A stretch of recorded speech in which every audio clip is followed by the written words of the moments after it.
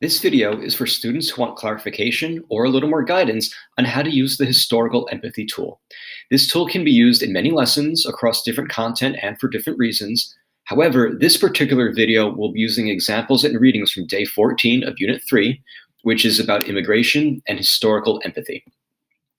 Also, if you're looking for a deeper understanding of what historical empathy is or why it is useful for historians, there's a separate video that you may want to watch before this one. So let's do a walkthrough of the historical empathy tool first, and then I'll do a model based on the readings from day 14 of Unit 3. The first thing we need to do is contextualize the event, and this means doing background reading. And you'll probably find it useful to start with secondary or tertiary sources like your textbook or an online book, journal, or article. You can even go ahead and use primary sources to gain additional insights and perspectives that you can incorporate in.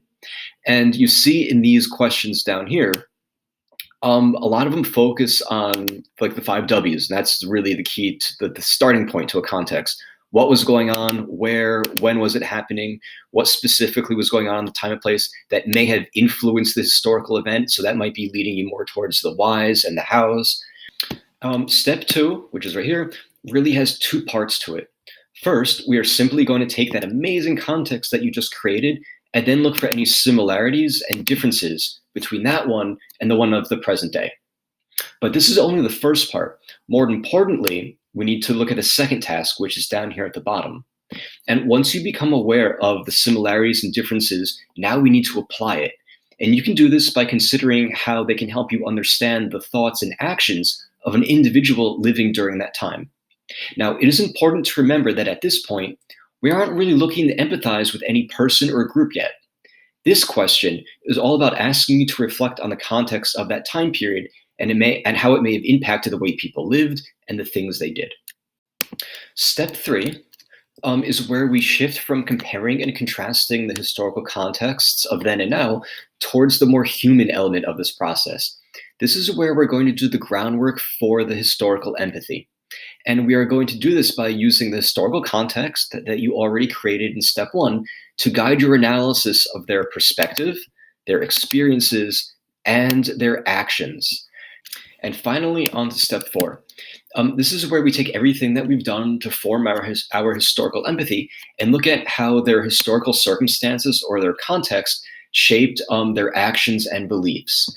Now, it is very important to remember that as we're doing this, we are not sympathizing with these people, nor does that mean we necessarily agree with them or their actions or their beliefs. All it means is that we try to acknowledge their perspectives and rationale for what they did. Also, it is okay to draw connections between their actions and words to the present day. However, we have to remember to avoid presentism and positionality. Presentism is when we judge past events using our current norms and beliefs. Positionality is when we allow our identities to influence our understanding of historical events. Really, historical empathy is all about understanding the context in which people lived, examining their thoughts and actions as best we can, then attempting to look at it through their eyes in order to gain knowledge and insight, which allows us to learn and grow. So as a model, let's look at day 14 of Unit 3. And that's where you're going to use this historical empathy tool to gain perspective on immigration trends in the United States. So first, you're going to be given 2 secondary sources. The first one, which you see here, is titled Old versus New Immigrants. And this is a great secondary source that provides you with the historical context of immigration patterns in the United States in like the late 19th and early 20th centuries. The second secondary source you are given it's titled, How Has Immigration Changed in the Last 100 Years? And this is also a great secondary source, giving you plenty of information, not only on current immigration trends, but contrasting it with what you had just learned in the first text. And both of these will help you establish a context for this issue. So let's see how we can use those first 2 sources to really tackle steps 1 and 2 of this process. And in the interest of time, I already typed in the answers that I would make for the model, okay? So for step 1, again, that's where we're building the context. Here are the things that I came up with, and I pulled a lot of these from the Betts article.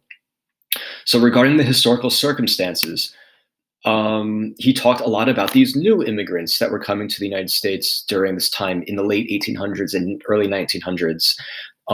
They were from Italy, Poland, Eastern European people of Jewish descent, and how they clustered together in these ethnic neighborhoods to strengthen their community, traditions, culture, and he even mentioned chain migration. And for what specifically was going on at this time and place that might have influenced the event, he brought up push factors such as the inability to purchase land, or in Russia, the pogroms. And he also mentioned pull factors, like what would draw them into this country. And he brought up industrial capitalism, which is basically economics and jobs. Moving on to step two, this is where we see the similarities and differences between the past and present. And a lot of this I did pull from the Ewing article, which is the second one in this day. And he points out that current immigration tends to come from Latin America and Asia. They tend to be more educated and have a more diverse skill set. They're settling in places all over the country, from the north, south, to the Midwest, to the California, out on the Western coast. And he also points out that they have less time to demonstrate integration, which is a very interesting concept.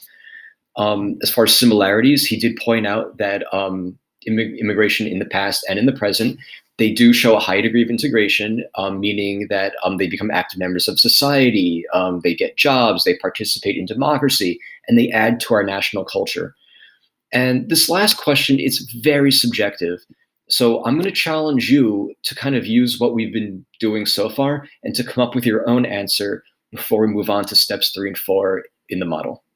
You were also given a primary source titled The New Colossus by Emma Lazarus, which we see right here. And this is the poem that is attached to the base of the Statue of Liberty, which historically has been a symbol of immigration in the United States. And you can use this to add unique insight into both steps 1 and 2. However, I think that the real value of this poem comes into play in step 3. So let's jump over to step 3. So remember, this lesson is about American perspectives on immigration. So that's the lens that we're going to look at this from. So when it comes to what was their perspective, Betts reminds us that the new immigrants that came to the United States at this time, they came for a variety of push and pull factors, which we already discussed.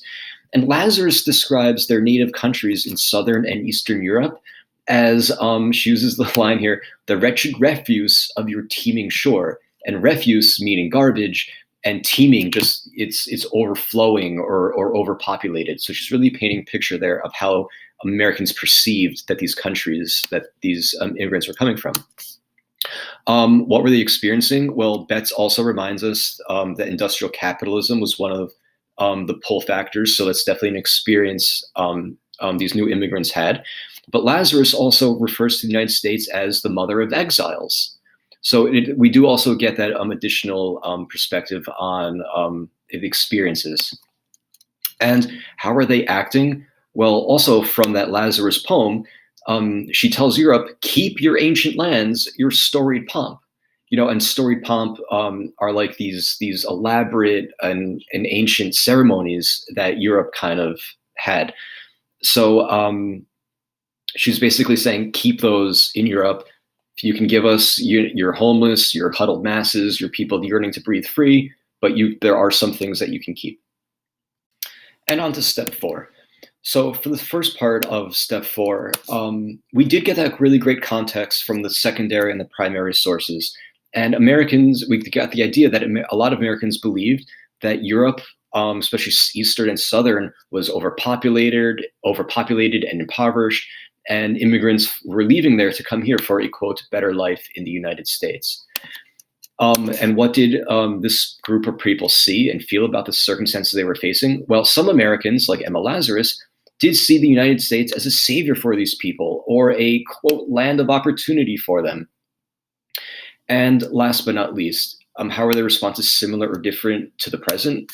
Well, there are a lot of people who are talking about this, like whether or not Lazarus's poem does still reflect the United States immigration policies today, even though Ewing points out that our present-day immigrants are actually more educated and more skilled than the ones that came in the early 20th century. So that was the process I used to create historical empathy in the case of changing American perspectives on immigration.